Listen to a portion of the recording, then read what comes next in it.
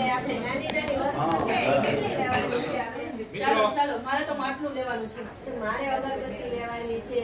આ ગામડામાં આપણે રહીએ છીએ પણ કોકના ઘરે જાશું ને તો જ મળશે. ચાલો પેલા કુંભારના ઘરેથી ચાલુ કરીએ. હા ચાલો.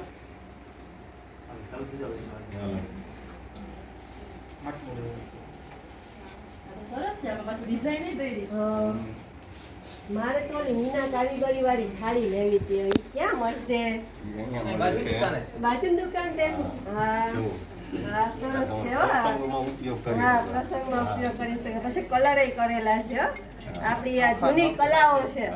જૂની કલાઓ. ત્યાર પછી તમારે શું લેવું છે? આમાં અગરબત્તી રાખવાની લઈ લે. હા હાલો, અગરબત્તી. અરે બેન, આ બાજુ સરસ મજાની અગરબત્તી લઈ જાઓ. હા, સરસ મજાની સુગંધીદાર શ્રાવણ મહિનો શંકર ભગવાનને મનાવો તમે. અને એ પણ અમારા ઘરની જ બનાવેલી છે. ઘરની બનાવેલી છે. એકદમ સરસ મજાની. હા, જોજો તમે. તમારા ઘરમાં કરશો એટલે આજુબાજુ વાળા પણ બધા અહીંયા જ રહેવા આવશે. પછી આપણે ઓલે બાંધણીનું નતું લેવાનું કાઈ? બાંધણીની ઓઢણી લે. ચાલો. ઓલા બેન બાંધે છે, ખબર બાંધે? હા હા, રસીલા દે. હાલો હાલો હાલો. સરસ મજાના કલરમાં હા, બહુ સરસ છે હો. ઝીણી ઝીણી વાત છે. ભલે ને, વાંધો નહીં. હાથથી બનાવેલી છે ને? સરસ. પૈસા લે તો તમે આવી લીધી ને. હા હા હું આ ડીશ લઉં.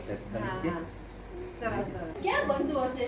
બરાબર, એટલે ઘરે બનાવ, ઘરે બનાવ. એવો બાળકો એવો જવાબ આપશે આપણને કે આ બધું ક્યાં બનાવ્યું તું? તો કે ઘરે. હવે આ જે ઘરે બનાવવામાં આવે છે ને બધી વસ્તુ, બરાબર, એટલે એવા જે સ્થાન હોય ને આપણે શું કહી શકીએ?